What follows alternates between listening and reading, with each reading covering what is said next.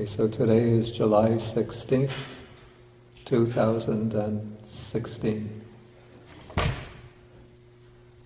Okay, so we'll start with the homage to the Buddha.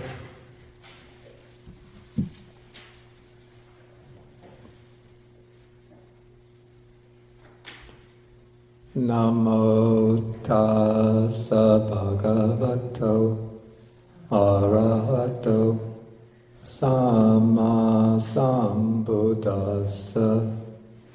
Namo tassa bhagavato arahato samma sambuddhassa. Namo tassa bhagavato arahato samma sambuddhassa.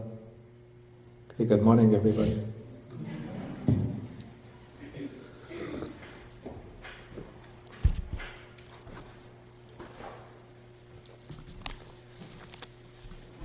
Okay, so we are continuing with our discussion of Sutta number 43 in the Majjhima Nikāya. This is called the Mahāvedalla Sutta, which is translated the greater series of questions and answers. And as I mentioned during the previous classes on the sutta, this is a very technical sutta. And so for that reason, at the beginning I was very hesitant to introduce this sutta into the class because it deals with rather complex and quite technical points of doctrine. But I don't see Suki Park here. She was the one who insisted, why don't you do Sutta 43? Why don't you do Sutta 43? Okay, so I agreed to do it. And so if some of the topics that we're going to be discussing seem far beyond your own range of experience and capacity, you can assure yourself you're not alone.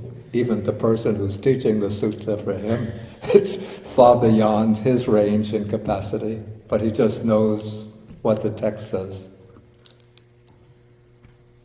Okay, so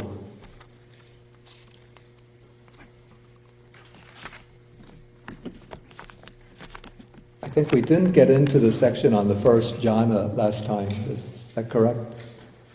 Okay, so now we're on the very bottom of page 390. This section is called the first jhana.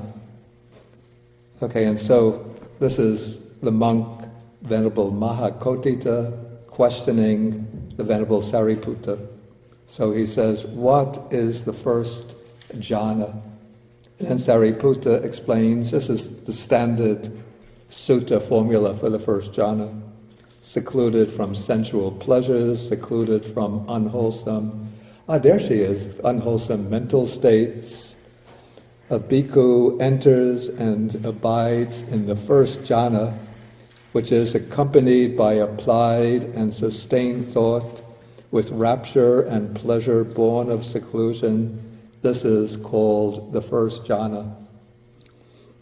Okay, so here we have the standard formula, which you encounter dozens of times, at least a dozen times in the Majjhima Nikāya and in other Nikāyas. But now Mahakotita raises a question which shows what I call this drift or bent towards an analytical approach to the teaching, where it's sort of moving in the direction of the Abhidhamma methodology. So he says, friend, how many factors does the first jhana have? And so Sariputta says, when a monk has entered the first jhana, there occur applied thought, sustained thought, rapture, pleasure, and unification of mind. That is how the first jhana has 5 factors. Well, these are called, in Pali, the word used is anga.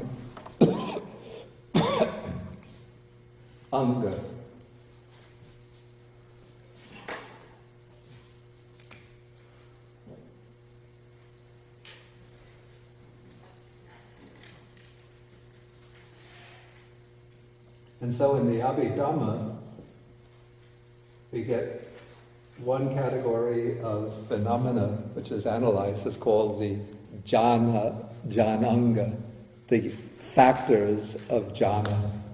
So the Abhidhamma will take each of the jhanas individually and then analyze what are the factors, the anga of that jhana.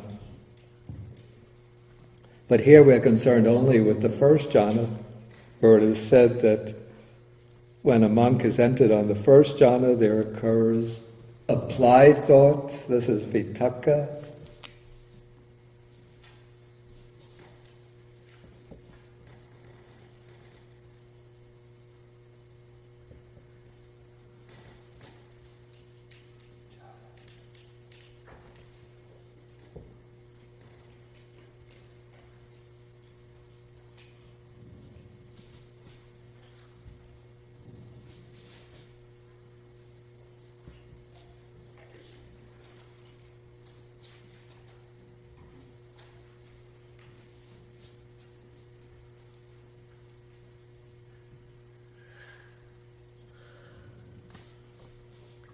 So we have these 5 factors. What's called applied thought is vitakka, which technically it's explained as the application of the mind to the object. And so that is sort of taking the mind, as you will, almost in your hand, and putting the mind on the object. And then vichara, which usually goes along with vitakka, is here translated sustained thought. But more recently I've been translating it as examination. But it's not an intellectual examination of the object, but it's just, I would call it continuing to observe the object. So for example, if you're doing mindfulness of breathing, it's vitakka, which is applying the mind to the breath. And vichara, sustained thought, examination, which is observing the breath. Okay, then there's rapture. This is piti, joy, elation, exhilaration. Then pleasure, which is the feeling tone in the jhana.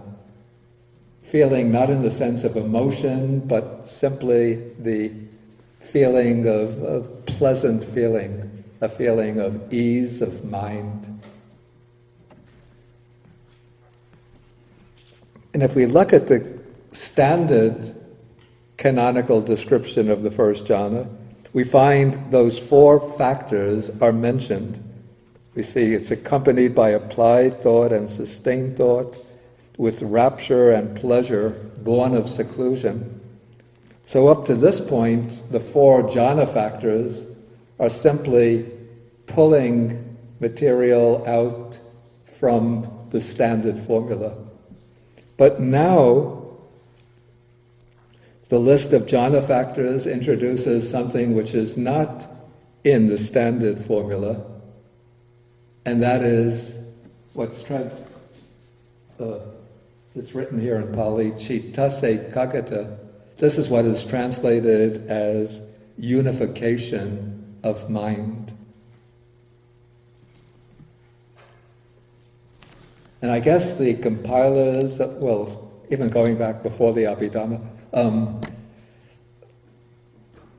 the compilers of the Sutta would have felt or realized that in order for a state to qualify as a jhana, the mind has to be unified or continuously focused or absorbed in the object. And so there has to be a mental factor to account for that absorption in the object. And that mental factor, they decided, is to be called ekaggata. Ekaggata comes from, it's actually a compound, which comes from eka is one, then agga is a point or a tip,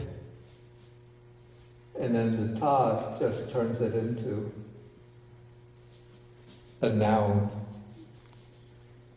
The ta is somewhat like ness in English, one-pointedness.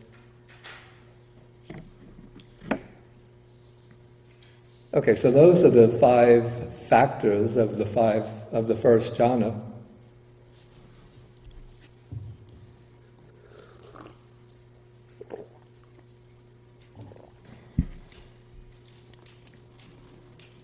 And then as this mode of analysis began to progress further, we consult the Abhidhamma, then we see factors mentioned for the second jhana, third jhana, and fourth jhana. So we have in the second jhana, which of these jhana factors are missing?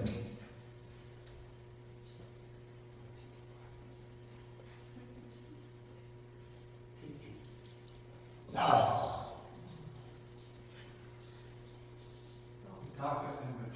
Right, very good. So when you progress from the first jhana to the second jhana, then vitakka, vichara fall away. Progressing from the second jhana to the third jhana, which factors drop away? But let me just say first, okay, so the factors in the second jhana are piti, sukha, chitase kagata. When one goes from the second jhana to the third jhana, what change takes place in the jhana factors? Piti. Right. Piti falls away. And so the third jhana has sukha and ekagata. Then in progressing from the third jhana to the fourth jhana, what change takes place in the jhana factors? Okay, sukha falls away, but sukha is a feeling we call vedana. And every jhana, or every state of consciousness, has to have a feeling. So when sukha falls away, when pleasure falls away, it doesn't mean that there's no feeling at all in the fourth jhana, but pleasure gets replaced by something else, which is called, you don't have to use the Pali, you could use English.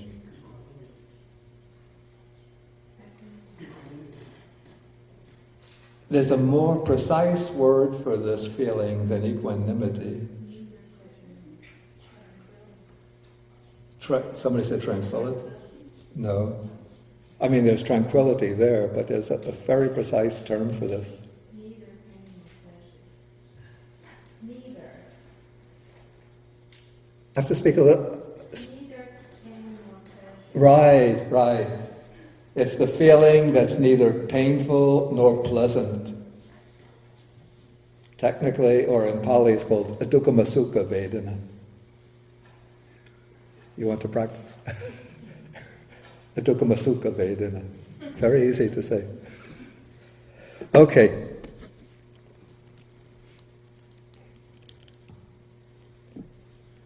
Okay, and then the next question is, how many factors are abandoned in the first jhana, and how many factors are possessed?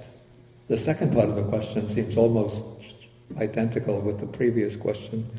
Okay, so what are abandoned in the first jhana are precisely the 5 hindrances.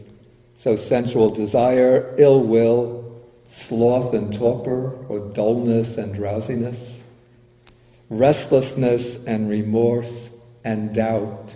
So those are the 5 hindrances, and even to progress towards the first jhana, this is in the commentarial scheme, the scheme of the Visuddhimagga. Before one goes into the first jhana, one enters a stage of samadhi which is called neighborhood concentration, access concentration, threshold concentration. So in the threshold concentration, already the 5 hindrances are eliminated. But the elimination of the 5 hindrances in the threshold samadhi is not very secure, because they still have a tendency to rise up again. But in the first jhana, then the 5 hindrances are very securely pushed away or suppressed. And so that's why it says that the 5 hindrances, the sutta uses the word abandoned, but we have to remember, this is an important point, the word abandoned has different levels of meaning in the suttas. So one kind of abandoning is what takes place in the jhana, which means abandoning by suppression, by pushing away, not in the sense of Freudian repression. If there are any psychologists here, it's not in that sense. But it's just that by the strength of the concentration of mind, the samadhi, the hindrances don't have the opportunity to arise. They're put into a state of suspended animation. But there's another kind of abandoning which is accomplished by the world-transcending path. That is called abandoning by eradication. With the world-transcending path, then the hindrances and the other defilements are eradicated. They're said to be uchina mula, which means cut off at the root, so that they can never arise again. In the case of the jhanas, somebody might be very skilled in the jhanas, and so they can suppress the hindrances.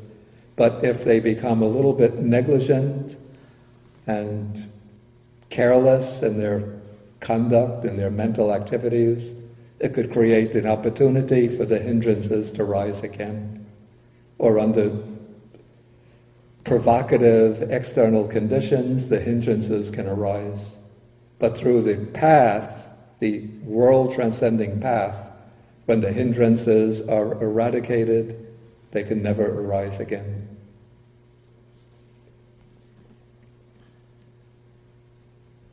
Okay, maybe at this point, any questions?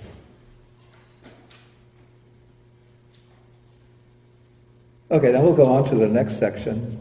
And I mentioned earlier several times, because the sutta takes the form of a series of question and answers, there's sometimes like jumps in topic, and so it's not always so clear to see the connection between one section and the next that follows. Sometimes perhaps there is no clear connection at all. It's just a kind of miscellaneous exploration of various topics. Okay, so now we have a new topic introduced. So now Mahakotita says that these 5 faculties each have a separate field, a separate domain, and do not experience each other's field and domain. That is the eye faculty, ear faculty, nose faculty, tongue faculty, and the body faculty. So each has its own domain. For example, the eye faculty, what is its domain?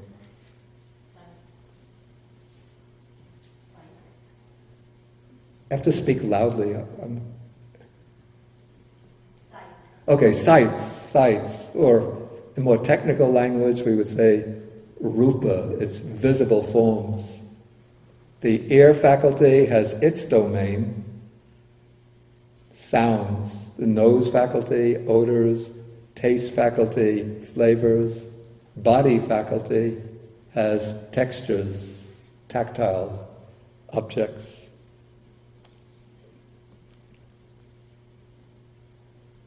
Okay, so now of these 5 faculties, each with its separate field, and so on, what is their resort? What experiences their fields and domains? And then to get to the answer, we have to jump down a little bit. Now, these 5 faculties, each having a separate field, they have mind as their resort. Mind experiences their fields and domains. So the mind, according to Buddhism, is the 6th faculty, and the mind can experience the fields of all of the other 5 sense faculties. Again, to use an example I've used before, when I say, look out and see Chris is wearing a yellow shirt, so I identify the shirt as the color yellow. So it's the eye faculty picks up the yellow color, but the mind faculty identifies it as yellow.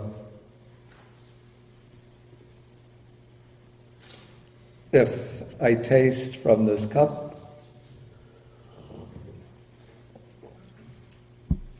okay, the tongue faculty picks up the taste, but in this case, the mind faculty knows the taste and it knows that I've tasted that before, but the mind faculty is a little bewildered. It doesn't know what it is. Oh, this is the juju, some kind of berry? What is the name of that berry? It's a goji berry, right. Okay. So now the mind faculty has suddenly gotten a little brighter.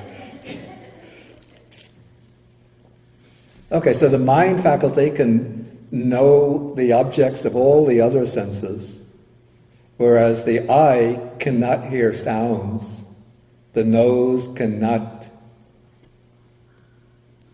experience, or cannot smell the texture of this cloth.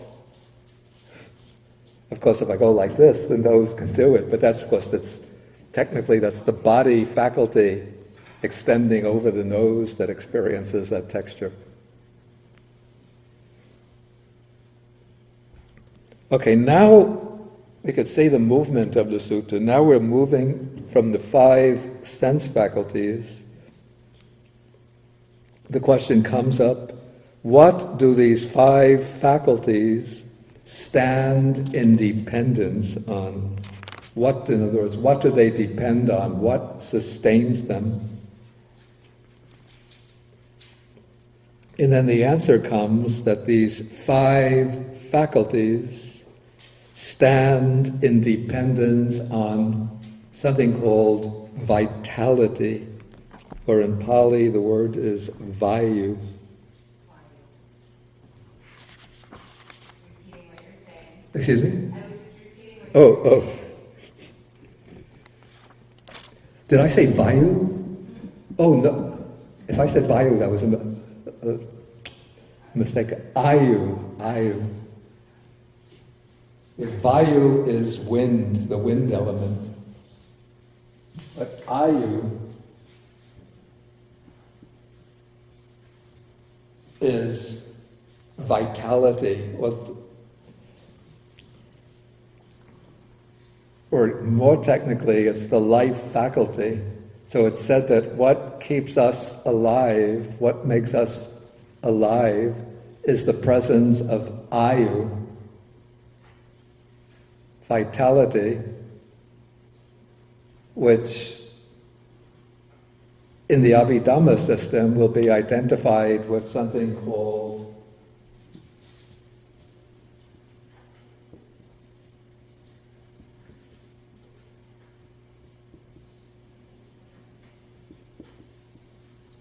Jivitindriya. Jivitindriya is the life faculty. I don't know how this would square with modern biology. Do we have any biologists in the room? I think it's safe that we don't have any.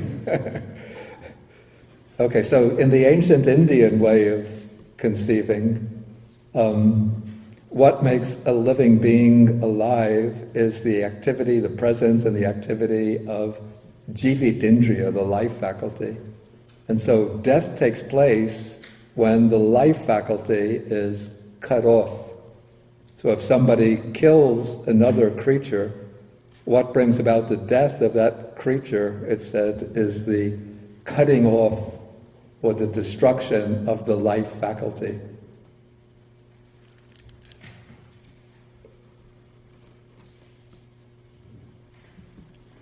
Okay, so according to this answer, the five faculties, the five sense faculties, functioning as such, depend on vitality. That is, it's only as long as one is alive that the five senses can function. You know, if a dead person, we still have the form of the eye, the ear, the nose, the tongue, but because in the dead person, the life faculty is gone, the eye doesn't see any forms, the ear doesn't hear any sounds.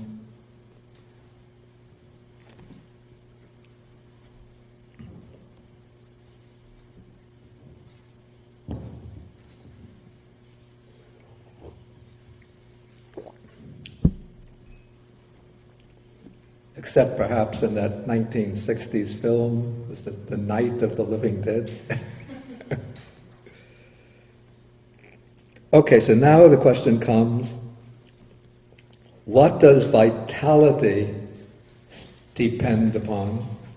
And then the answer is that vitality, or life, animation, the life faculty, depends on heat or warmth.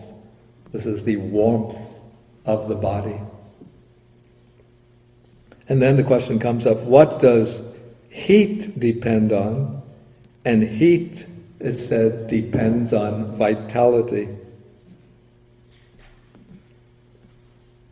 Okay, so we have these two things depending upon one another. Heat depends on vitality or the life faculty. The life faculty depends on heat, on a certain balance of heat. If it gets too cold, then one gets what is that called? Hypothermia. And too cold, and the life faculty can no longer function, death takes place. If there's too much heat, again, the life faculty, maybe the heat of the body gets overwhelmed, and then the life faculty perishes. Okay, so now Mahakotita is a bit puzzled, so he says, we understand, the Sariputta has said, that vitality depends on heat, and heat depends on vitality. So he says, how should we understand this? And Sariputta says that he'll explain with a simile. So he says it's just as when an oil lamp is burning, so its radiance its light is seen in dependence on the flame, and the flame is seen in dependence on its light or radiance. Okay, so the flame creates the light,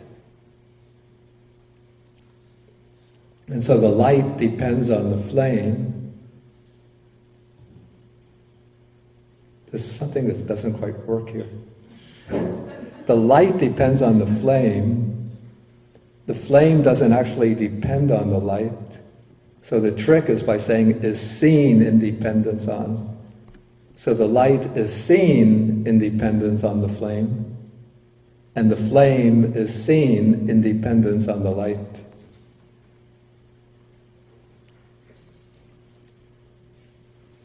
Even if the simile is imperfect, but it's just used to illustrate the point that these two things, life or vitality and bodily heat, depend on each other. We have to remember also this is coming out from ancient Indian culture, and so it's drawing upon the ancient Indian physiology or science of the body. Okay, now we're going to be moving into from this introducing vitality. Now we're moving into a discussion of a particular meditative attainment called the cessation of feeling and perception. Sounds like a coma. It's not like a coma, no. It sounds like it, but it's not. And there was a discussion of this attainment of cessation in the shorter series of questions and answers, Sutta number 44. And so to get a fuller picture of the attainment of cessation, one has to take those two suttas together. Okay, so now Mahakotita asks, okay, are vital formations things that can be felt, or are they things that cannot be felt? Or maybe let's put this another way. Are vital formations feelings, or are they not feelings? And then Sariputta says, vital formations are not things that can be felt. In other words, they're not feelings. Because if vital formations were things that can be felt, then a monk who has entered the cessation of perception and feeling would not be seen to emerge from it. That is, when the monk has entered the cessation of perception and feelings, then feelings have ceased.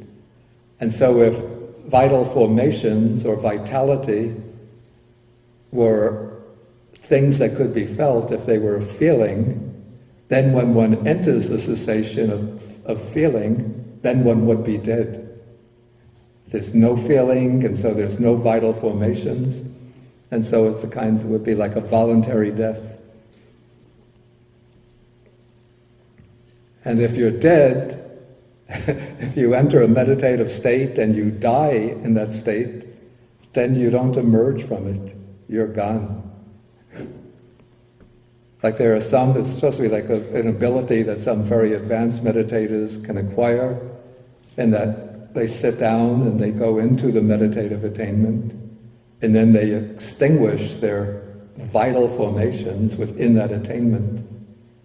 And then, when that happens, then they're dead and gone.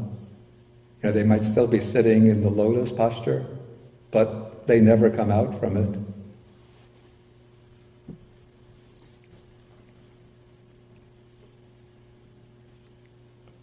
Okay, but it's because the vital formations are not things that can be felt, they're not feelings.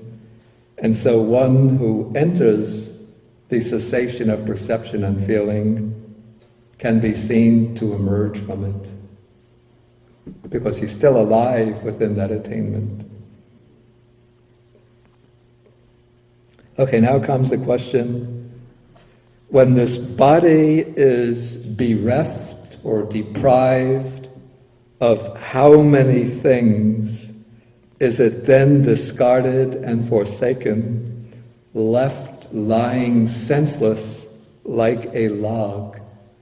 In other words, when how many things have gone, is the body really completely dead? Then Sariputta answers, when the body is deprived of three things, it is then discarded and forsaken like senseless like a log. So what are those three things? Vitality, heat, bodily heat, and consciousness.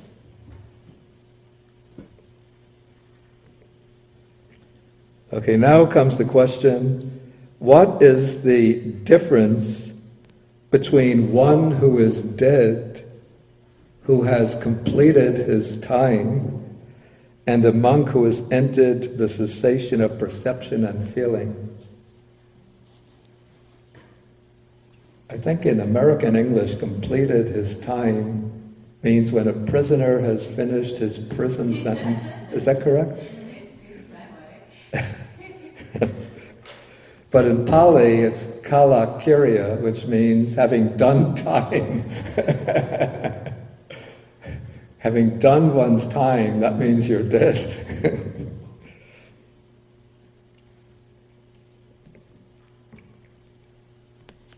Okay, so what is the difference between one who is dead and a monk who has entered the cessation of perception and feeling?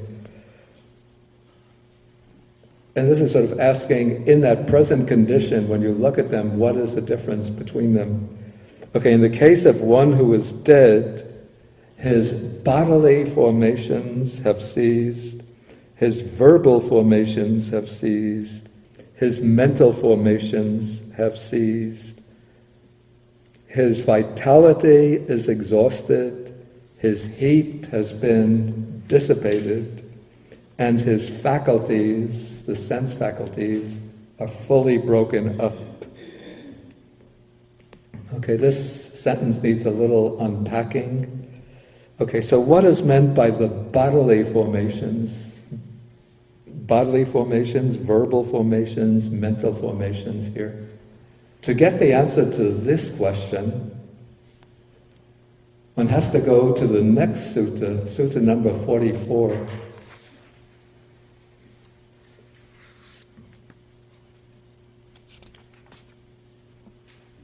And this is on page 399.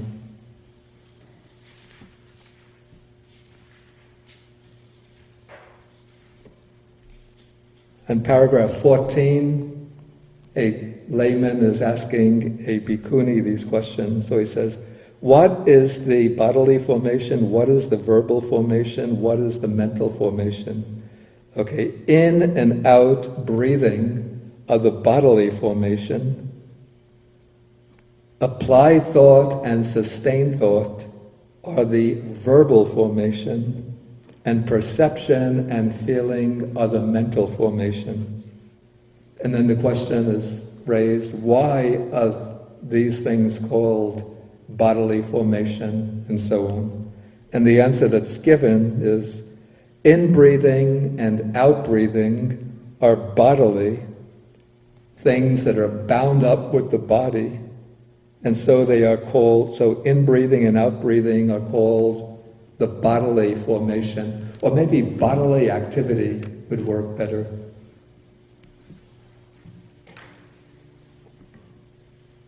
Okay, then comes the verbal activities. Okay, so first one applies thought and sustains thought, or one thinks and examines. And then subsequently, one breaks out into speech. So if I'm going to say something, even if I'm speaking rapidly, but in a very, very quick way, thoughts are going through my mind, sort of determining what I'm going to say.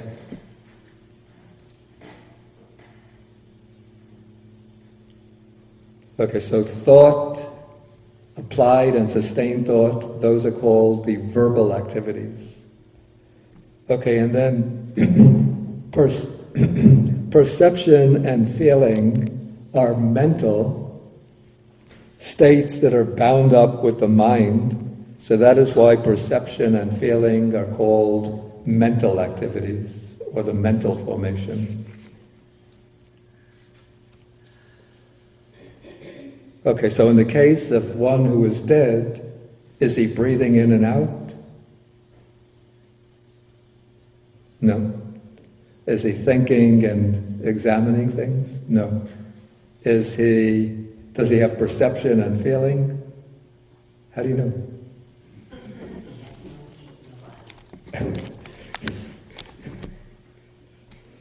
Okay, of course his vitality is gone, that's why he's dead. His heat, the body becomes cold when it's dead. And the faculties are fully broken up. There's no functioning of sight, hearing, and so on. Okay, in the case of one who has entered the cessation of perception and feeling, okay, the bodily activities have ceased. There's no in and out breathing. the verbal activities have ceased. There's no thinking and examining. And then the surprising thing is his mental activities have ceased. So there's not even feeling and perception going on. That's why it's called cessation of feeling and perception. Okay, but his vitality is not exhausted, still alive. His heat has not been dissipated, the body is still warm, and his faculties have become exceptionally clear. This is a little bit of a puzzle because within that attainment there's no seeing, hearing, smelling, and so on, because all mental activity has ceased. So I don't quite know how to understand this. Perhaps what it might mean is that when one emerges from this cessation of perception and feeling, then the faculties become exceptionally, they're functioning with extreme lucidity, with extreme accuracy, or maybe they're very bright, very peaceful. Does anybody have any other ideas about what could be meant by this? You don't have to worry, because I'm not sure myself.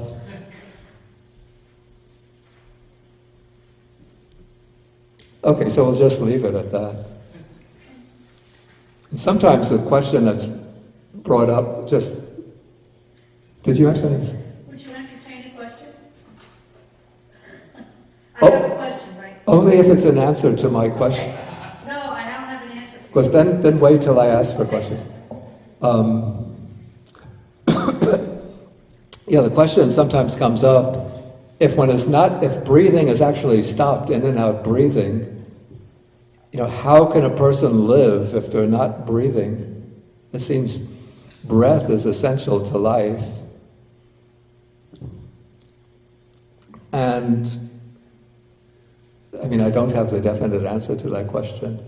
One possibility is that the skin is still breathing, and so the skin is taking in whatever oxygen is needed and discharging or emitting carbon dioxide and waste. Another answer might be that even though it's said that the in and out breathing is stopped, but actually it's still occurring, but very, very subtle level. I think even Venerable Dhammajiva said that during the meditation retreat last month, if I remember correctly. Okay, so that is the difference between one who is dead and the monk who has entered the cessation of perception and feeling. Okay, now I can take your question. Well, for me... And you use the microphone. I've got this down. I've asked this question 1,000 ways before, but... Okay, take the microphone. Here we are again. So when you're dead, Yeah. everything stops. Yeah. But what happens to that? When we talk about karma, and we talk about that, what are we going to use? What word can we use? That spirit, that... For what goes on to the next life? I'm sorry? For what continues on to the next Yes. existence? What... Again... That's not mentioned here, that... Yeah, it's not bringing up that particular question. And in fact, I don't even know... Well, actually, there are some expressions in the sutta which indicate that. It's sometimes called vijnana sota, which is sota is stream, vijnana is consciousness, the stream of consciousness. And then sutta number 106 uses the expression sangvatanika vijnana. Sangvatanika, it's the rolling on, or progressing, or even evolving consciousness. So it seems like they're trying to find a way to express the continuity of personal existence without bringing in the Atman, or the self, or the soul. And so it's using this expression, sangvatanika, sangvatana, it's rolling on, and vijnana, consciousness. So it's the consciousness which is always changing, it doesn't retain its identity. So the Buddha says it's not the same consciousness, and yet the consciousness continues on through as a process, an ever-changing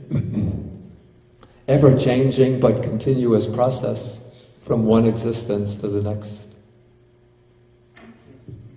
Thank you. Bhante, it's always been my understanding that when the breath ceases, that's also the fourth jhana. Is that correct? Yeah, it's said that in the fourth jhana, the in and out breathing have stopped. Yeah. So is that what we're talking about? No, this isn't the fourth jhana. This is a state beyond the fourth jhana. Okay. Yeah, I didn't go into details about this attainment of cessation of perception and feeling. Okay, with the attainment of the first jhana, vitaka and vichara, thought and applied and sustained thought, cease. Okay, with the attainment of the fourth jhana, the in and out breathing cease. But even in the fourth jhana and in the higher states of samadhi beyond the fourth jhana, the formless meditations, there's still perception and feeling. So, from the fourth jhana on, the bodily activity has ceased and the verbal activity has ceased, but the mental activity is still continuing. But with the attainment of cessation of perception and feeling, then even the mental activity ceases. Thank you. Ceases.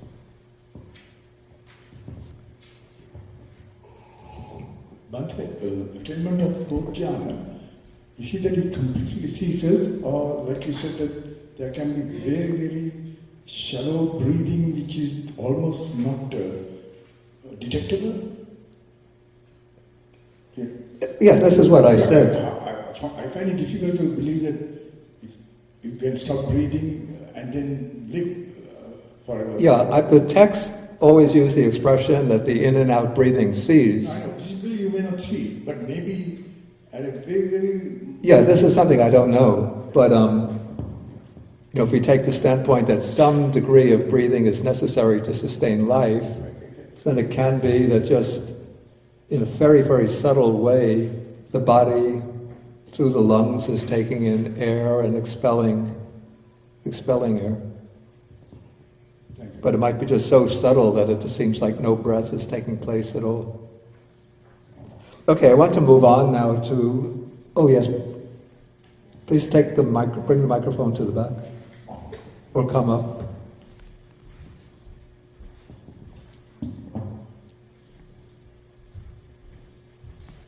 So, this is after practicing meditation from my teacher, Dr. Kumar. And he has practiced samadhi or jhanas for jhana up to 4th level. And then he demonstrated in Korea. In 4th jhana, the heart actually stops. And it was demonstrated by all the equipment. It was not just like a human saying that the heart stopped. So in 4th jhana, heart actually stops. But that's a good question. I don't know how a person still lives. And he actually stopped heart for 1 hour. And based on the experience I had in meditation, the difference that I think between cessation of feeling and perception of the person who is alive and the person who is dead is that they are the happiest being because they examine the situation in its complete trueness. Yeah. They don't react to it. So they are the happiest person because they can actually see the things at 360-degree angle, not just in the way one can look at it. So I think that's the difference between a person who is dead Like, Well, of course, a person who's dead has no happiness yeah, at all. like he doesn't No. have any like vitality. But the person who is alive and who can experience that state beyond fourth jhana, Yeah. which is the supramundane state of mind, is the person who develops that complete happiness by removing the impurities in Yeah, the body. yeah. But I should say further that first, to become an arahat, which would be like a fully liberated being, it's not necessary to be able to achieve the cessation of perception and feeling. This is said to be attainable only, and then to attain the cessation of perception and feeling, it's not necessary to be an arahat. It's said to be, this state is said to be accessible to non-returners and arahats. But it's accessible only to non-returners and arahats who are able to achieve the 8 previous meditative attainments. That is the 4 jhanas and the 4 formless meditations. And the method to attain it is explained in the Visuddhimagga, path of purification. One enters into each of the meditative attainments in sequence, and then comes out and then contemplates it as impermanent, dukkha, and non-self. So it goes into the first jhana, comes out, contemplates anicca, dukkha, anatta, goes into the second jhana, comes out, contemplates anicca, dukkha, anatta, and then goes through third jhana, fourth jhana, first formless attainment, second formless attainment, third formless attainment, in the same way. Attain it, come out, contemplate impermanent, dukkha, non-self. Then one makes the determination to go into the attainment of cessation, and then one has to do some other preliminary determinations. Then one will go into the fourth formless attainment, the base of neither perception nor non-perception, and then one remains in there for a few turns of consciousness, and then everything comes to an end, all the mental activity. Perception, feeling, all the mental activities stop, and one is in cessation. And one could stay in there for as long as one determines, a day, 3 days, up to the 7 days, that's it. And then it's said in the case, maybe this is commentarial, but when the monk comes out of the attainment of cessation and then goes on alms round, the offerings made to him or to a nun would be of the greatest power of merit. So that is why it's said that those who achieve these attainments, when they want to benefit the householders, they'll go into the attainment of cessation, come out, and then go on alms round. And so offerings made to them then become extremely meritorious. Okay, I want to, because we have still some section to complete of the sutta.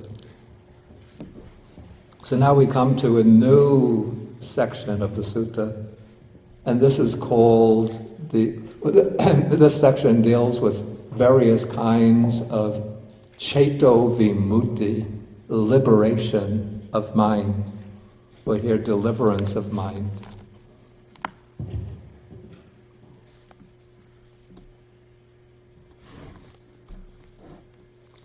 Okay, so first, Mahakotita asks, how many conditions are there for the attainment of the neither painful nor pleasant liberation of mind? And then Sariputta says that there are 4 conditions for this attainment. Here, with the abandoning of pleasure and pain, those are two conditions, abandoning pleasure, abandoning pain, and with the previous disappearance of joy and grief. So those are four types of feelings which are absent in the fourth absorption. So there's pleasure, which is bodily pleasure. There's pain, which is bodily pain. There's joy, which is mental pleasure. And then something called grief, but it's better, maybe sadness. It's any kind of mental unpleasant feeling. So those feelings are abandoned.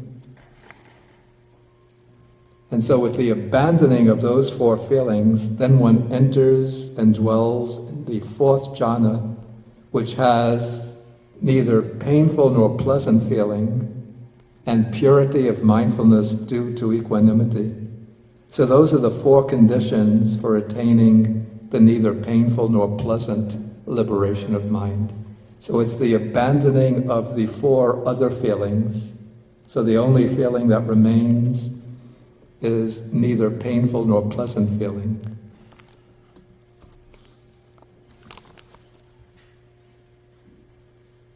Okay, now the next question, how many conditions are there for attainment of the signless liberation of mind?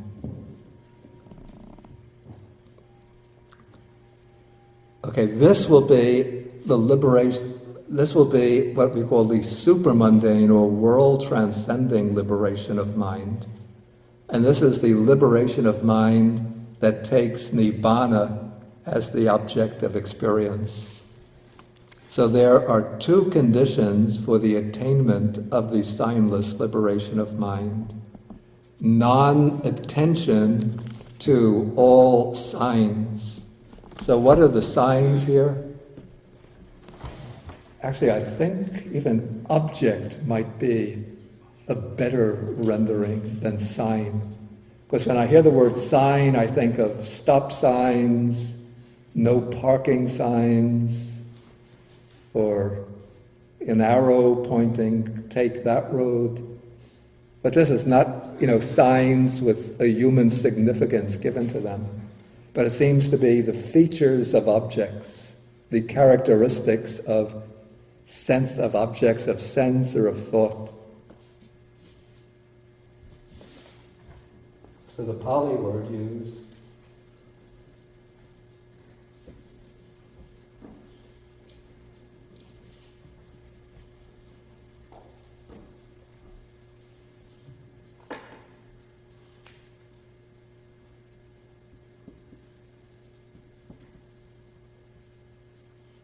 nimitta.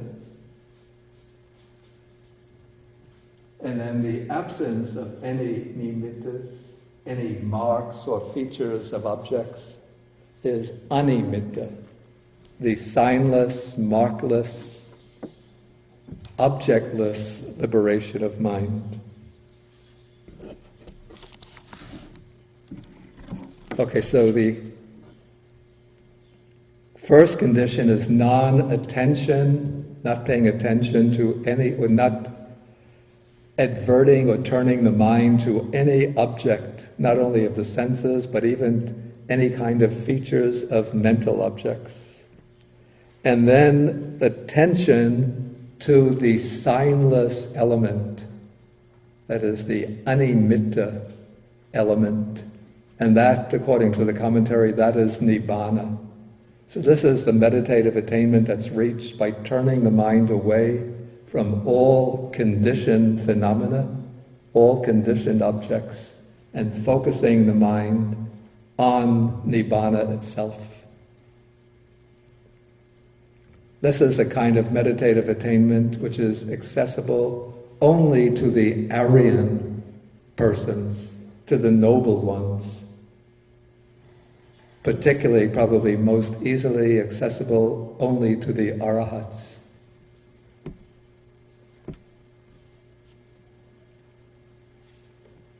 Okay, so those are two conditions for attaining the signless or markless liberation of mind. Okay, then what are the conditions for the persistence of the signless liberation of mind? Okay, so we have three conditions. The first two are the same: non-attention to all signs, attention to the signless element, and then prior determination, that is, determining its duration.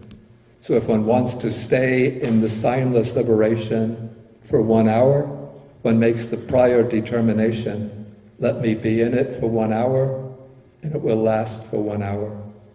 And when 1 hour is over, one comes out. If one wants to stay in it for 3 hours, 6 hours, a whole day, according to one's determination, one remains, and when the time is up, one comes out.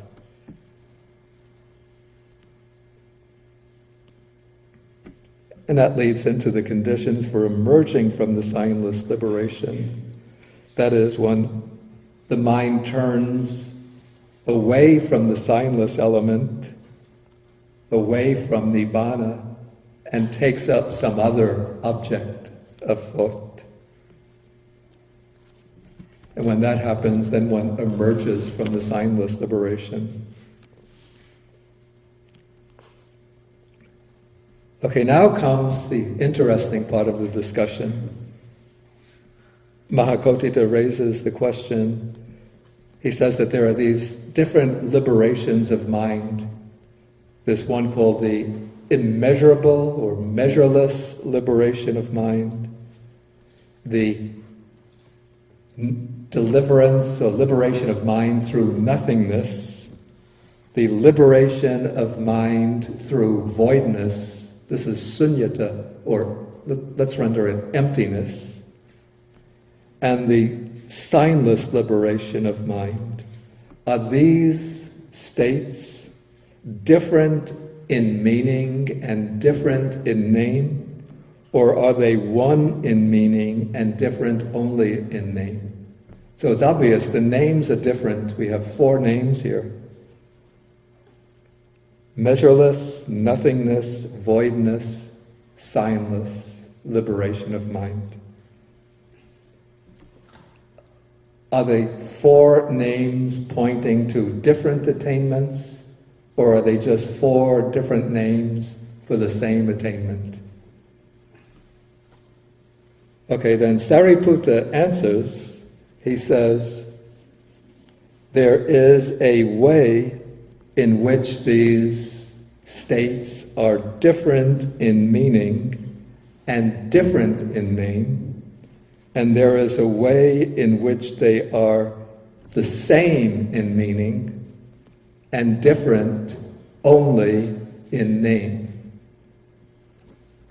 You see, in other suttas and maybe in other discourses of the Buddha, even that were not recorded, we have these names used for different meditative attainments on different occasions.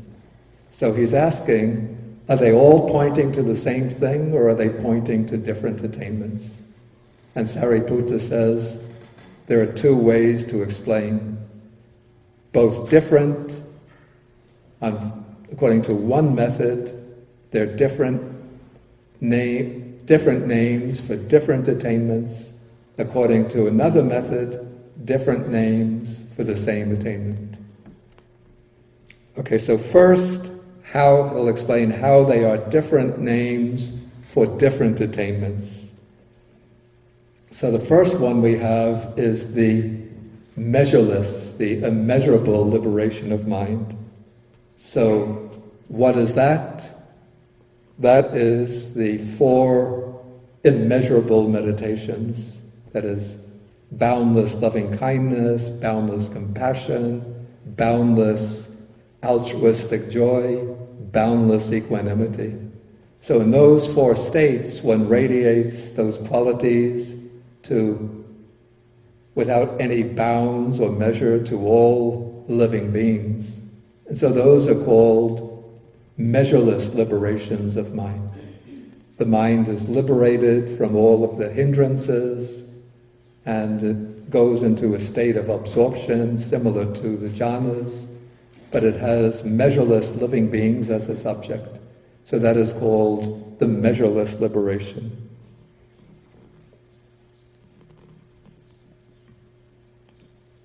Okay, then comes paragraph 32, the liberation of mind through nothingness. Okay, and this is explained as the attainment of the third formless or arupa meditation. That is the base of nothingness. So this is a state of samadhi, even beyond the four jhanas, in which the mind takes what I call the nothingness aspect of consciousness as its object. And that's still a mundane attainment. It's not yet a world-transcending or super-mundane attainment. Because if one achieves this and masters it, won't necessarily acquire the wisdom that brings final liberation. One will be reborn in the formless realm and remain there for thousands of aeons and then come back when the karma is exhausted. Okay, then what is the liberation of mind through voidness or emptiness? And this is explained in terms of the contemplation of non-self. So here the monk gone to the forest reflects, considers thus, this is empty of the self and of what belongs to a self. So that is contemplation with insight. And that contemplation will lead to final liberation. But in the stage of insight, it's still technically called a mundane achievement. Because it takes as its object the five aggregates. One is examining the body, feelings, perceptions, mental activities, consciousness, and seeing that they are all sunya, empty of a self or anything relating to a self.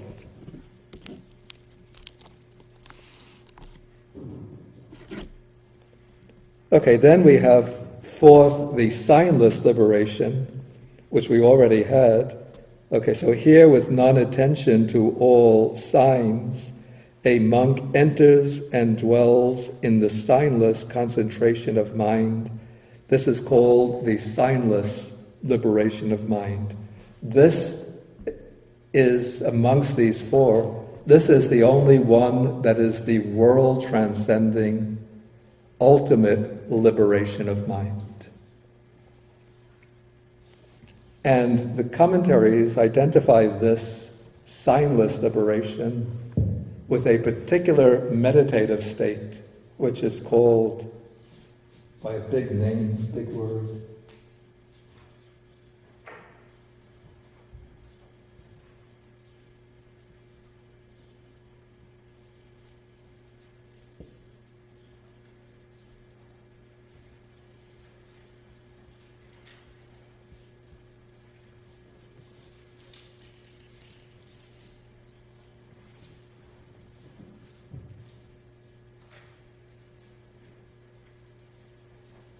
Arahata Pala Samadhi. But it shouldn't be so frightened by the length of the word, because it's a compound. So the base is samadhi, concentration, or actually, I'm sorry, it should be samapatti. Samapatti means attainment.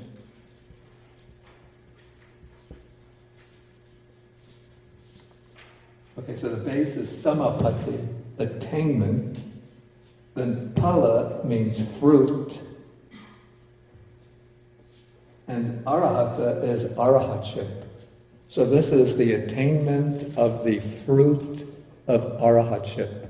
So this is a particular meditative attainment accessible to the arahat, through which he'll directly experience the unconditioned state nibbana. Even with the conditioned body and mind, one experiences the unconditioned. And since Nibbana is without the marks of conditioned things, or the signs of conditioned things, it's called signless, markless, featureless.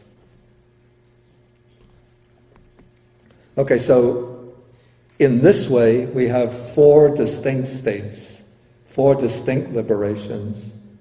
The liberation through boundless loving kindness, compassion, and so on. That's the measureless liberation. The nothingness liberation is the attainment of the third formless absorption, the base of nothingness. The emptiness liberation is the contemplation of the body and mind as being non-self. And then the signless liberation is, or markless liberation, is the world-transcending liberation, the fruit of arahatship.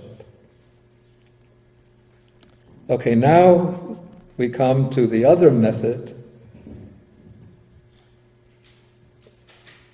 This is the method by which these states are one in meaning, that is, they designate the same thing, but they're different only in name.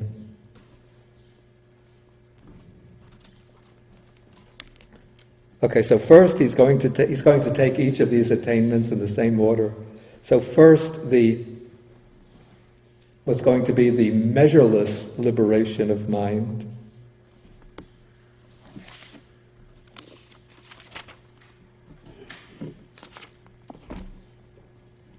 So he says, lust is a maker of measurement, hate is a maker of measurement, delusion is a maker of measurement.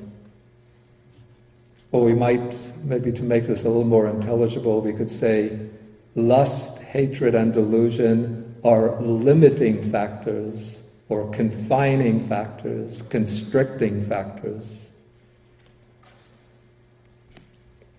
And so for a monk, or I have to add for a nun whose taints, whose defilements are destroyed, abandoned, cut off at the root,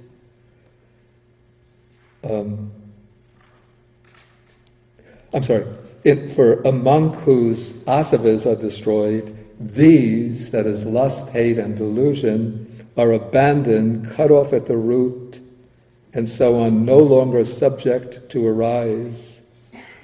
And so so when lust, hatred, and delusion are eradicated, that means all the things that make for limitation, for all the barriers, the boundaries are broken down, and so that state of mind then becomes measureless. And so,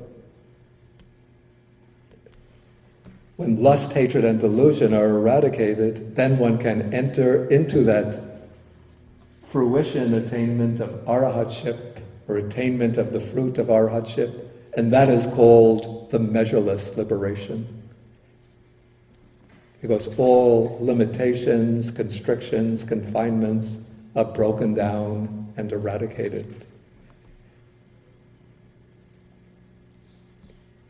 Okay, then coming the second one, here there's something of a word play here.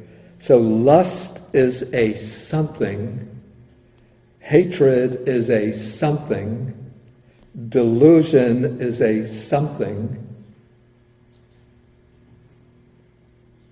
And so for one whose taints are destroyed, these somethings are abandoned, cut off at the root, and so on, no longer subject to future arising.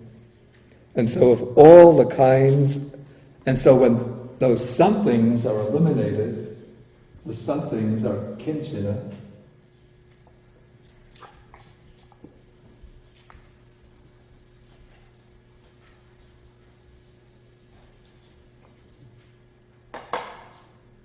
The word for something is kinchana.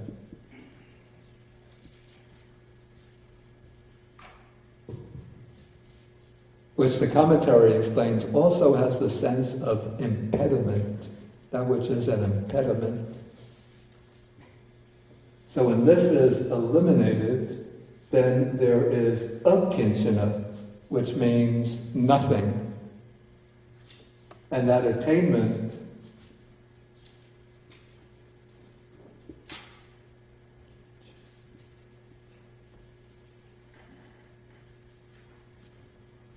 is called akinchanya, nothingness. But this is different. It's not the same as the third formless meditation, but this is the fruit of arahatship, which is called the nothingness liberation, because the somethings of lust, hate, and delusion have been eliminated.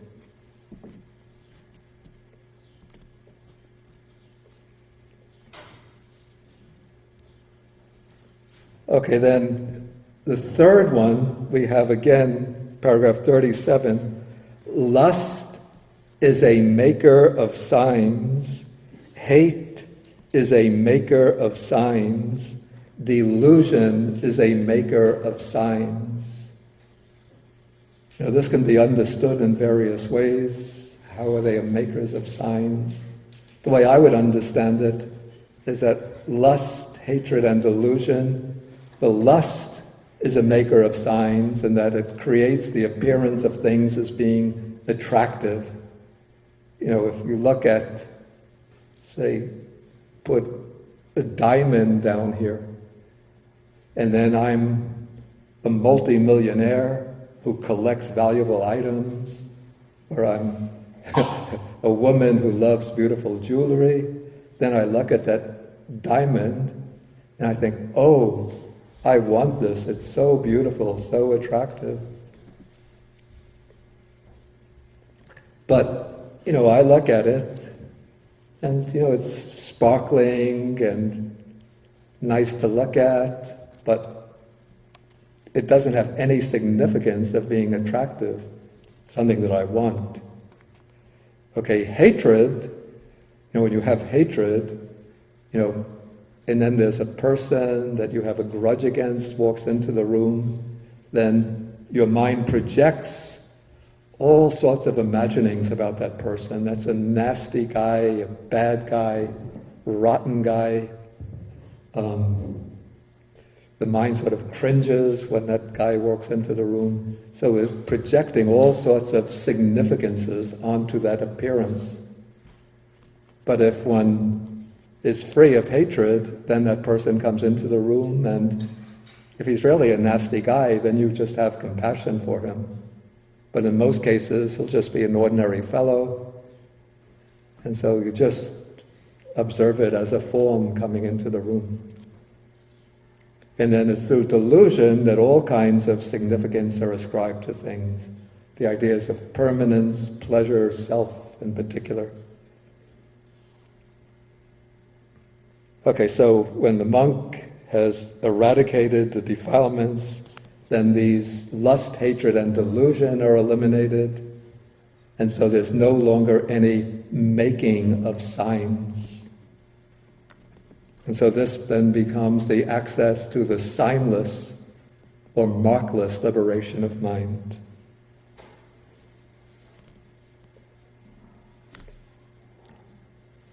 Okay, now in each point, at each of these paragraphs, we've covered one of those liberations of mind, but there's one which has not been treated separately, and that is the emptiness or voidness liberation of mind. But that is connected to each of these three by the last sentence, when it said, taking paragraph 35, for example, it says, of all the kinds of immeasurable deliverance of mind, the unshakable liberation of mind is pronounced the best. That unshakable liberation of mind, that is the liberation of arhatship. And then he says that unshakable liberation of mind is void of lust, void of hate, void of delusion. And then similarly with the liberation of mind through nothingness, the unshakable liberation of mind is pronounced the best. That unshakable liberation of mind is void of lust, void of hate, void of delusion. And then of all the kinds of signless liberation of mind, the unshakable one is declared the best. That unshakable liberation of mind is void of lust, void of hate, void of delusion. So each of these three kinds of unshakable liberation of mind is also the emptiness liberation of mind, because each is empty of lust, hatred, and delusion.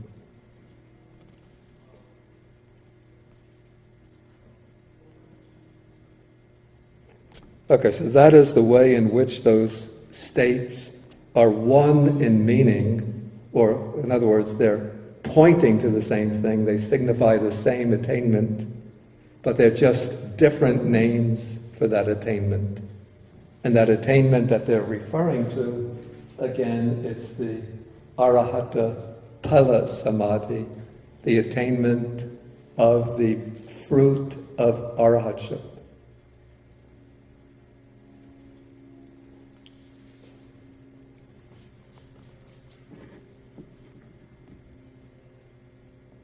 Okay, and that takes us to the end of the sutta. Why is everybody laughing? If you like it. Interesting. Interesting transition. So, any questions that come up? Uh-oh. Now, this is a particular sign, is it? In which dosa, my aversion, is going to get provoked and project some unhappy feelings onto that noise. Unless I can go quickly into the perception of feeling, cessation of perception and feeling for 5 minutes or 3 minutes.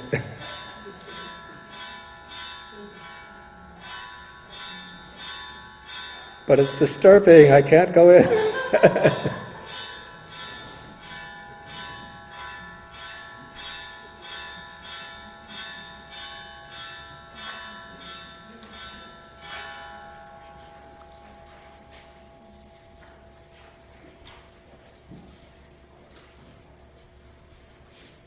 So any questions? Or you can just think about it and then save the questions. We'll come back at 12, yeah, we usually come back here. Now I'm getting a little mixed up. 12:15, right? Yeah, 12:15 for a question and answer session. Okay, so let us end with the sharing of the merits. And this is the end of our Majjhima Nikāya course, which went on now for 7 years. And so next time, for the next 5 weeks, we're having day-long sessions on Saturday on what are called the 4 protective meditations. That is the meditation on the qualities of the Buddha, the meditation on loving kindness, meditation on the parts of the body, and the meditation on death. And then each Saturday will be devoted to one of those subjects. Then the last Saturday we bring them all together. I think you'll find this, I'll have to ask them to post this on the website, the Bao's website, but I think an announcement was sent out already about it. Was the announcement about the Abhidhamma retreat sent out? Yes, over the wrong web address. The wrong web address? Well, it's www.baos. Doesn't have the dot. It's like just a little mistake, so you can't get there. Oh. Unless you know. Oh, then I have to... I was able to register. Yeah, me too. I mean, if you know. Yeah, I'll have to ask them to look into that and correct it. Okay, so let us end then sharing the merits, Maha merits, accumulated over 7 years. Okay, so now we get all of the devas from Sakas coming to look in, and Mahabrahma, and the Bhutas, and the fierce spirits, and the dragon spirits. Akasata Chabhumata Deva Naga Mahedika Punyantang Anumoditpa Chirang Rakantu Sasanam. Akasata Chabhumata Deva Naga Mahedika Punyantang Anumoditpa Chirang Rakantu Desanam. Akasata Chabhumata Deva Naga Mahedika Punyantang Anumoditva Chirang Rakantu Mang Param. Etavata Cham Hehi Sampadang Punya Sampadang Sabbe Devanumodantu Sabba Sampati Siddhya. Etavata Cham Hehi Sampadang Punya Sampadang Sabbe Bhudanumodantu Sabba Sampati Siddhya. Etavata Cham Hehi Sampadang Punya Sampadang Sabbe Satanumodantu Sabba Sampati Siddhya. Bhavagopadaya Avichihetato Etantare Satakayupapanna Rupya Rupicha Sanya Sanino Tukha Pamuchantu Pusantu Nibuting.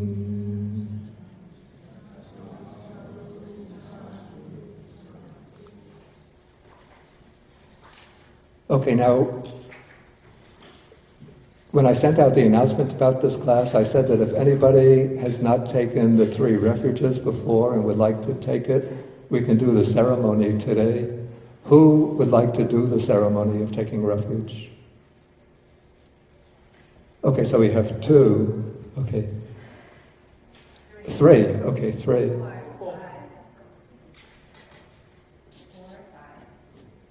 So far I've seen, put the hand up high. 1, 2, 3, 4. So I see 4. Did somebody see a 5th? I thought I saw him. No, I just want to draw upon this attention is 4, it's not 3. Okay. So we could do that. I want you to be comfortable taking a leisurely lunch. Let us do that about 12:10, okay? That should take 10 minutes. Then we have the discussion. Could all of you come back? You're able to come back? Okay, so we'll do that at 12:10.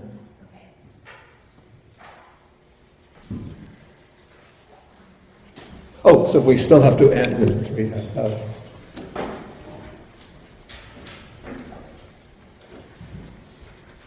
Okay, so we do half hours for the Buddha.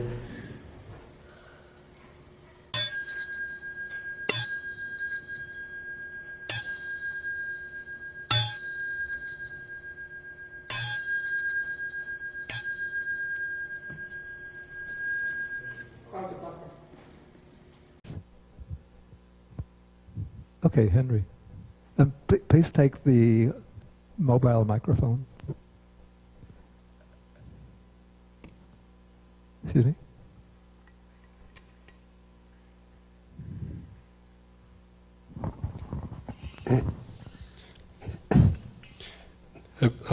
Bhante, so all this, in the last section, all these 4 kind of attainment is kind of liberation from the last hatred and delusion, and liberation from the making of impediment, making of sign, making of all these boundaries. Yeah.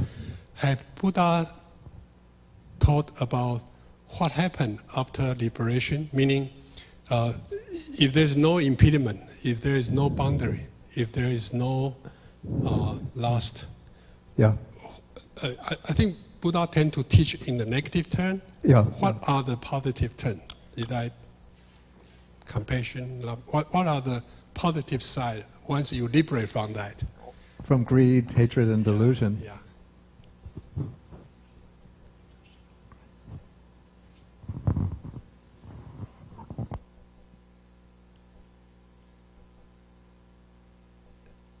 Yeah, normally we would say that sort of in active life, in ordinary life, we say that non-greed is expressed through generosity, through giving. In the case of the Arhat who's reached the destruction of greed, hatred, and delusion, generally there's no material possessions to give except living in monastic life, having the kind of monastic requisites to share with other monks. But we could say, and of course then for those who have the capacity to teach, the giving of the Dhamma through teaching. But then non-greed would be sort of manifest in the form of the complete renunciation of everything, which is now complete. It's not that there's any kind of struggle towards renunciation, but just he's relinquished attachment to all things, worldly possessions, worldly acquisitions. Then non-hatred would manifest in the qualities of loving kindness, compassion, the four divine qualities, loving kindness, compassion, altruistic joy, and equanimity. And non-delusion pretty much is treated almost as a synonym for wisdom, for understanding. It seems that the Buddha in the suttas, he takes this, what's called the negative way, the via negativa, because he wants to make clear to people like what are the barriers, what are the obstacles that they have to overcome. Then once those are overcome, then the positive qualities manifest spontaneously.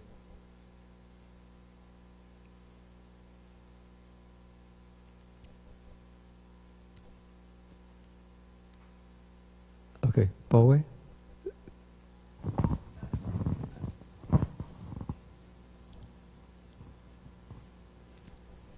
Bhante, I have a question about the liberation of mind, the third one. Because usually I would think liberation of mind is related to concentration, but the third one is liberation of mind through emptiness or voidness. But in the paragraph it says reflects. Yeah. The person reflects what is not a self or what belongs to a self. But then isn't that a kind of insight meditation? Exactly. So we group the insight meditation under liberation of mind. So liberation of mind usually refers to concentration. So to what degree liberation of mind through emptiness has to do with concentration? Yeah, actually you see, in that state of contemplation of non-self, a concentration or a samadhi does develop, but it is not the same kind of samadhi that develops through the samatha or tranquility practices. But it's the concentration that develops based on the insight into non-self. So it's a different kind of concentration from the jhana concentration, where the mind is just completely absorbed in the object. But it's the concentration which follows along in observing all phenomena that arise, but as each phenomena arises, contemplating that as being not self and not the belonging of a self. So that there is this continuous, sustained focus of attention on the process of experience, the ever-changing process of experience, so that there is almost an absorption in that, except it's different from the kind of absorption in samadhi meditation or samatha meditation, in that the mind is continuously observing the object, though the object is always changing, arising and passing away. But whatever arises and passes away, one sees it as not self, not belonging to a self. So it has to belong to a person with insight meditation at the advanced stage right? Not everyone who does insight meditation has this kind of... Yeah, it's an advanced stage. That's why it's called Ceto Vimutti. It's a liberation of mind. So it's a liberation of mind during that time from any kind of conception or conceptualization of self or of things belonging to self. In that respect, I would say it's a liberation of the mind from the 5 hindrances. Because within that contemplation, the 5 hindrances are absent. Yeah, the late Burmese meditation master U Pandita, he coined this expression, which I don't quite like or agree with, but he calls them the Vipassana jhanas. That is, he speaks about the advanced stages of insight knowledge as kinds of jhanas. Though it's different from the jhanas spoken of in the suttas, in that the objects are always changing. Thank you. Somebody else? She gave it to me. They gave it to you. Bhante, about the word indriya, Yeah. sometimes it's used as a sense faculty indriya, sometimes Yeah. used as a spiritual faculty, Yeah. and then today it's used as a jivindriya. Yeah. Would you please explain the meaning in plain English? What that indriya is, functions, and shares through all 3 different areas. Okay. Except I can't completely comply with your request that I do it in plain English, because I have to make use of at least one Sanskrit word. It's Indra. That's the name of one of the Vedic deities who appears in the Buddhist texts as Sakka Deva. He's called Sakka Devanam Inda. So Inda is Indra. So Indra or Inda means ruler, lord or ruler. So Sakka Devanam Inda is Sakka, ruler of the devas, the gods. Wow, I've departed from plain English. But this brings out the meaning. Indra is something that, Indra is the ruler, and Indriya, which is translated as faculty, is that which rules. So something which rules or exercises rulership in a particular domain is an indriya, which we translate as faculty. So the eye faculty is so called because the eye exercises rulership over the process of seeing. The ear is a faculty because the ear exercises rulership over the process of hearing. And so with the other 5 or 6 sense faculties, each one is called an indriya, a faculty, because it exercises rulership in a particular area. Okay, then we have the 5 spiritual faculties. So that's faith, energy, mindfulness, concentration, wisdom. So each of these is an indriya because it exercises rulership in a particular area of spiritual cultivation. So faith, you could say, exercises rulership in the task of overcoming doubt and indecision and placing trust. Effort or energy exercises rulership in the sphere of eliminating unwholesome qualities and developing wholesome qualities. Mindfulness exercises rulership in that it exercises control in paying attention to any of these foundations of mindfulness. Concentration exercises rulership in that it unifies the mind and mental factors on the object. And wisdom exercises rulership in that it takes the lead in the task of understanding the nature of things. Okay, then the life faculty, the jivitindriya, is called a faculty because it exercises rulership in the act of maintaining or sustaining life. So does that bring out the does that clearly bring out the common feature of all of these indriyas? But how come you don't say Dhamma Vicaya Indriya, something like that? Dhamma. So there are many other things which really has a rulership over like a certain... Well, Dhamma Vicaya is included as a factor of enlightenment, bojjhanga.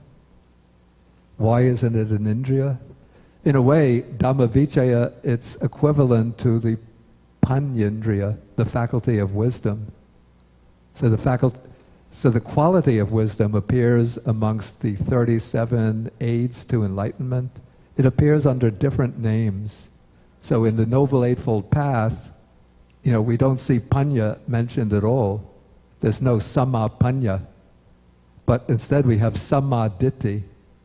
So it's right view, which is a manifestation or a mode of panya. Thank you. Why panya should be called an indriya, but something else is a path factor, something else is a factor of enlightenment. I don't know, it's something of a puzzle for me too. It's just the way the way my first Chinese teacher used to say about learning Chinese. That's the way they say it in Chinese. Okay, thank you.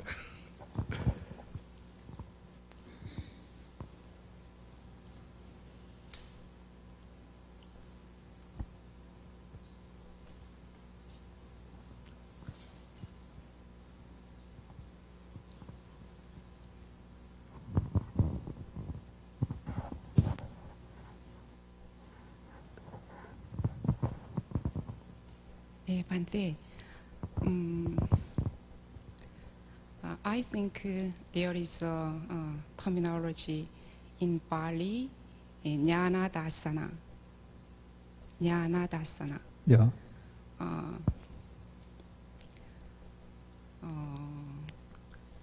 I am not sure it is what it. I'm not sure what it really is, but. I always wonder about this term. Jnana dasana. Yeah. So if I understand about this,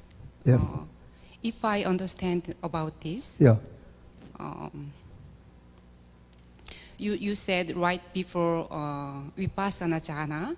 Yeah. When vipassana jhana occurred in me. There is some wisdom. Mm-hmm. Some wisdom occurs also.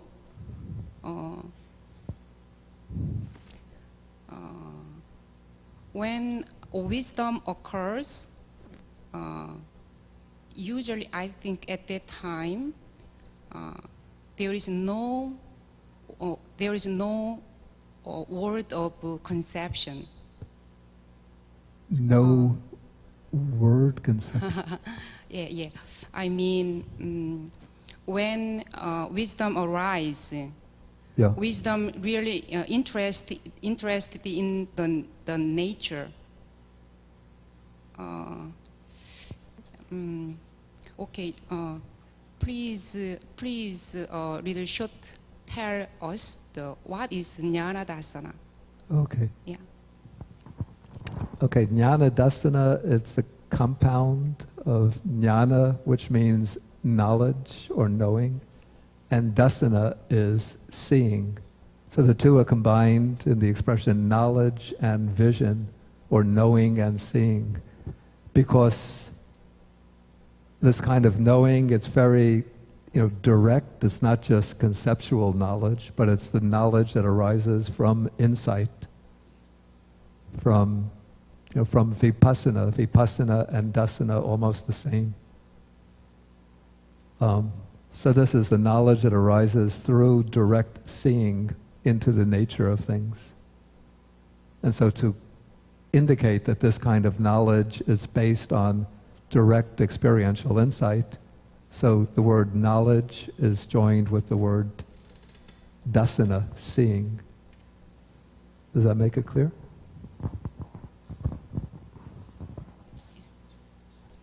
I think jnana and dasana is the quality is different.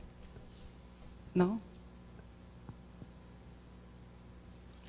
If you take jnana and dasana separately, then there's something of a difference in the flavor of the two words, so that jnana can have a wider range of, it can include like conceptual understanding, intellectual knowledge, and dasana by itself could even mean just seeing with the eyes. But when you join them together, jnana, dasana, it really indicates, I would say, one thing. It's a knowing that is accompanied by, or a knowing that consists in, direct insight.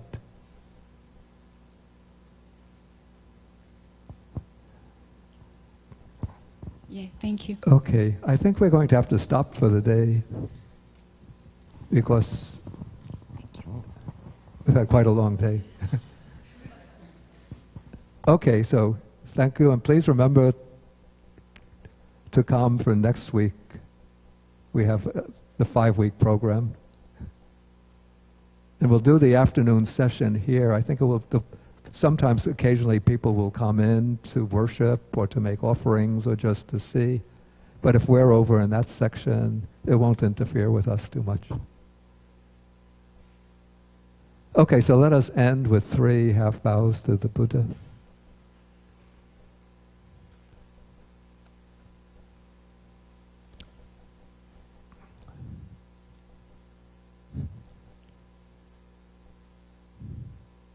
Okay.